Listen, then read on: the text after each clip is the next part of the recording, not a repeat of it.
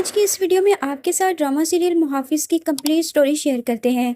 Drama मुहाफिज की next episode में काफ़ी ट्विस्ट आने वाले हैं, जहां वहाब दुरानी एक तरफ नदीम का दुश्मन बन चुका है, तो वहीं दूसरी तरफ नदीम और उसके बेटे के दरमियान इख्तिलाफात पैदा हो चुके हैं। और इधर पारस के लिए जवार के घर में भी मुश्किलात पैदा होने वाली हैं, जहाँ रेशम से शादी से इनकार करके रेशम के वालिद की हार्ट अटैक से मौत हो जाएगी, तो वहीं जवार के वालिद पारस को घर से निकाल देंगे और साथ ही जवार भी घर छोड़ जाएगा। रेशम पारस की मौजूदगी से बहुत इनसिक्योर होने लगी है। अपने माँ बाप से कहती है, आखिर चचा मेरी और जवार की शादी कब करेंगे? अब तो जवार भी अच्छा कमा रहा है और चचा भी बिल्कुल ठीक हो चुके हैं। अब ये बात रेशम के माँ बाप को भी बहुत परेशान करती है। वो अपने शोहर से कहती है, अब आप एजाज भाई से बात करके रेशम और जवार की शादी की बात करें। जबकि दूसरी तरफ पारस मरियम और जवार की माँ के साथ घुल मिल गई है, हत्ता कि मरियम के साथ घर के छोटे मोटे काम भी करवाने लगी है। लेकिन रेशम से ये सब कुछ कहाँ बर्दाश्त होता है कि उसके होते हुए पारस को इस घर से इतनी तवज्जो और प्यार मिले, वो प्यार जो उसे उस घर की भतीजी और इस घर की होने वाली बहू के नाते मिलना चाहिए। तभी वो अपने माँ बाप को जवार के घर बात करने के लिए भेजती है। एजाज साहब अपने भाई से कहते हैं, हमें तो कोई एतराज़ नहीं है, लेकिन मैं पहले जवार से इस बारे में मशवरा कर लूँ, फिर ही हम आपको कुछ बताएंगे। फिर हम मिलकर कोई डेट डिसाइड कर लेंगे शादी की। रेशम के सर से जैसे कोई बोझ टल गया हो। चलो चचा जान तक तो ये बात पहुंची, उन्होंने तो हामी भरी, लेकिन असल कहानी तब शुरू होगी जब जवार अपने वालिदैन को रेशम से शादी से इनकार कर देगा। मैं रेशम से शादी नहीं करना चाहता।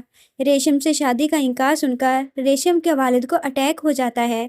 एजाज साहब अपने बेटे से बहुत ज़्यादा नाराज़ हो जाते हैं कि उसकी वजह से उनके भाई की जान चली गई। रेशम के वालिद की डेथ हो जाती है, शादी से इनकार और फिर बाप की मौत। रेशम तो जैसे पागल हो जाती है।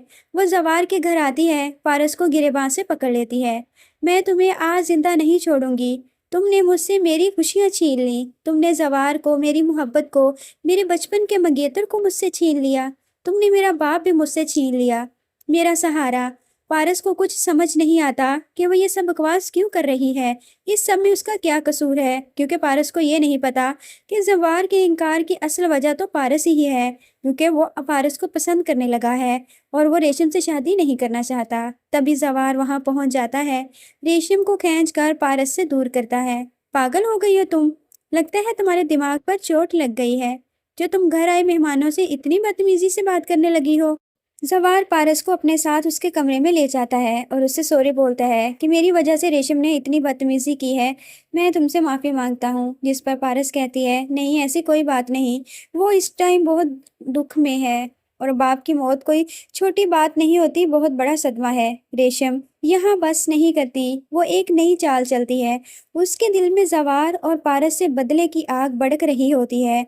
मैं इस लड़की को नहीं छोड़ूंगी। ये कौन है, कहाँ से आई है, कौन इसका दुश्मन है, सब पता लगवा कर रहूंगी। आखिर रेशम अपने इस प्लान में कामयाब हो जाती है। वो किसी न किसी तरह पारस बेहजाद शाह के बारे में सारी मालूमात इकट्ठी कर लेती है। जवार तो यही समझता है कि रेशम का गुस्सा ठंडा हो गया है, वो इसलिए कि अब वो खामोश है, लेकिन उसे ये नहीं पता कि इसकी खामोशी के पीछे तूफान है जो बहुत बर्बादी करने वाला है। और जवार तो यही समझता है कि रेशम ने अब बस कर दी है और पारस की ज़िंदगी में रेशम की वजह से कोई टेंशन नहीं आएगी। दूसरी तरफ नदीम और आफताब के दरमियान इख्तिलाफात पैदा हो जाते हैं। आफताब इस हद तक अपने बाप से नफरत करने लगता है कि वो अपने बाप पर गोली चला देता है, जो सीधी नदीम की टांग पर लगती है।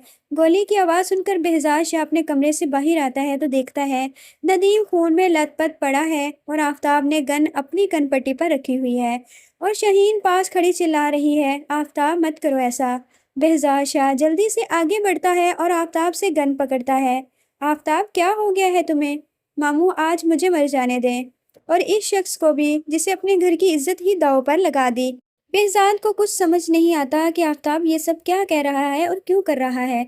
आपको पता है मामू कि पारस की मौत का जिम्मेदार कौन है? कौन था वो शख्स जिसने पारस पर ब्लास्ट करवाया और किसने वहाब दुरानी तक पारस को पहुंचाया? ये है वो शख्स। आफताब दर्द से तड़पते अपने बाप की तरफ इशारा करके कहता है। नदीम जो दर्द से करा रहा होता है, बेहजाद शाह की तरफ देखते हुए हाथ जोड़ देता है, भाई साहब मुझे माफ़ कर दें, मैं आपका गुनहगार हूँ। میرے آپ کے سامنے ہاتھ جڑے ہوئے ہیں، معاف کر دیں یا مجھے اپنے ہاتھوں سے قتل کر دیں، کیونکہ دوسری طرف وہاب درانی بھی اس کی جان کے پیچھے پڑا ہوا ہے، الٹا اسے دھمکیاں دیتا ہے کہ میں تمہیں کسی کے منہ دکھانے کے قابل نہیں چھوڑوں گا۔ اس لیے ندیم نے یہی سمجھا کہ وہ بہزاد شاہ کے سامنے اپنے جرم کا اعتراف کر لے اور اس سے معافی مانگ لے، کم از کم وہاب درانی سے تو اس کی جان چھوٹ جائے۔ بہزاد شاہ سکندر کو جلدی سے گاڑی لانے کو کہتا ہے۔ شہین اور بہزاد ندیم کو جلدی سے ہاسپٹل لے جاتے ہیں۔ آفتاب پاگلوں کی طرح دیواروں میں ٹکرے مارتا ہے۔ بابا، آپ نے میری محبت، میری پارس کو مجھ سے چھین لیا۔ آپ اتنے ظالم کیسے ہو سکتے ہیں؟ اتنا کیسے گر سکتے ہیں؟ دوسری طرف بدلے کی آگ میں سلگتی ریشم وہاب دورانی کے نمبر پر کال کرتی ہے اور اس سے پارس کے بارے میں پوچھتی ہے اور ساتھ میں ڈیل کرتی ہے کہ اگر وہ پارس کے بارے میں وہاب دورانی کو بتا دے تو وہ بدلے میں اسے کیا دے گا۔ وہاب دورانی پہلے تو اس کی بات پر یقین نہیں کرتا۔ ایسا کیسے ہو سکتا ہے؟ پارس کی تو بلاسٹ میں موت ہو چکی ہے۔ لیکن جب ریشم کہتی ہے کہ وہ مکمل پروف بھیجے گی کہ پارس زندہ ہے اور وہ اب کہاں ہے، کس کے ساتھ ہے، تو دورانی فوراً مان جاتا ہے۔ مجھے تمہاری ہر شرط منظور ہے، تم جو مانگو گی وہی تمہیں ملے گا، لیکن اگر تم نے میرے ساتھ چالاکی کرنے کی کوشش کی تو تمہاری سزا بہت بری، بہت خطرناک ہوگی۔ تمہاری سزا موت کے سوا کچھ نہیں ہوگی۔ اپنے طے کردہ پلان کے مطابق ریشم پارس کی کچھ تصویریں اور ویڈیو وہاب دورانی تک پہنچا دیتی ہے۔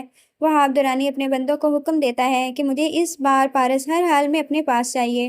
دوسری طرف اچانک رات کو اعجاز صاحب کی طبیعت بہت زیادہ خراب ہو جاتی ہے تو زوار جلدی سے اپنے والد کو ہاسپٹل لے جاتا ہے۔ پارس بھی زوار کے ساتھ چلی جاتی ہے۔ تبھی وہاب دورانی کے گنڈے غلط فہمی سے زوار کی بہن مریم کو اٹھا کر لے جاتے ہیں۔ زوار کی ماں زوار کو روتے ہوئے کال کرتی ہے اور اسے روتے ہوئے بتاتی ہے کہ وہاب دورانی نامی شخص کے گنڈے گھر آئے تھے، توڑ پھوڑ کر کے تمہاری بہن کو اٹھا کر لے گئے ہیں۔ زوار بہت گھبرا جاتا ہے، ایک طرف بیمار باپ اور دوسری طرف بہن اور اس کی عزت۔ پارس کو زوار سے جب ساری بات کا پتہ چلتا ہے تو وہ اپنے باپ کو کال کر کے ساری صورتحال بتاتی ہے۔ بہزاد شاہ تبھی اپنے بندوں کے ساتھ وہاب دورانی کے فارم ہاؤس پہنچ جاتے ہیں۔ وہاب دورانی، تم اس حد تک گر سکتے ہو، میں سوچ بھی نہیں سکتا تھا۔ تم کسی معصوم کی عزت کے ساتھ بھی کھیل سکتے ہو۔ وہاب دورانی جیسے ہی سامنے آتا ہے، بہزاد شاہ وہاب پر گولی چلا دیتے ہیں جو سیدھی وہاب دورانی کے سینے میں لگتی ہے۔ دورانی وہیں تڑپ تڑپ کر جان دے دیتا ہے۔ بہزاد شاہ مریم کو گنڈوں سے چھڑوا کر اپنے ساتھ گھر لے آتا ہے۔ دوسری طرف زوار کو بھی ریشم کی اس گھٹیا حرکت کا پتہ چل جاتا ہے۔ پارس کی مخبری کرنے والا کوئی اور نہیں بلکہ ریشم تھی۔ ریشم جس کی وجہ سے مریم کی عزت داؤ پر لگتے لگتے بچی۔ وہ اپنی چچی اور زوار کے سامنے ہاتھ جوڑ کر معافی مانگتی ہے۔ میں نے بہت بڑی غلطی کر دی، مجھے معاف کر دیں۔ بہزاد شاہ پارس کو اپنے ساتھ گھر لے جاتے ہیں۔ اب پارس کے دل میں زوار کے لیے محبت کے ساتھ ساتھ بہت زیادہ عزت بھی بڑھ جاتی ہے۔ اصلی مرد پیسے والا نہیں ہوتا بلکہ وہ ہوتا ہے جو عورت کی عزت کی حفاظت کرنا جانتا ہو، اور یہی تو زوار میں بات تھی جو اسے دوسروں سے الگ بناتی ہے۔ دوسری طرف آفتاب بھی پارس سے بہت زیادہ محبت کرتا ہے، لیکن وہ پارس کی آنکھوں میں زوار کے لیے پسندیدگی دیکھ کر اپنے فیصلے سے پیچھے ہٹ جاتا ہے۔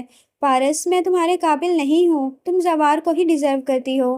وہی تمہیں صحیح معنوں میں محبت دے سکتا ہے، وہی شخص ہے جو تمہیں پھولوں کی طرح رکھ سکتا ہے۔ بہزاد شاہ پارس اور زوار کی دھوم دھام سے منگنی کر دیتے ہیں۔ بہزاد شاہ اور اعجاز کی پرانی دوستی رشتہ داری میں بدل جاتی ہے۔ ندیم بھی ویل چیئر پر بیٹھا پارس کے پاس آ کر سر پر ہاتھ رکھ کر کہتا ہے، ہمیشہ خوش رہو بیٹا، اور ہو سکے تو مجھے معاف کر دینا۔ آفتاب بھی آگے بڑھ کر پارس اور زوار کو مبارکباد دیتا ہے۔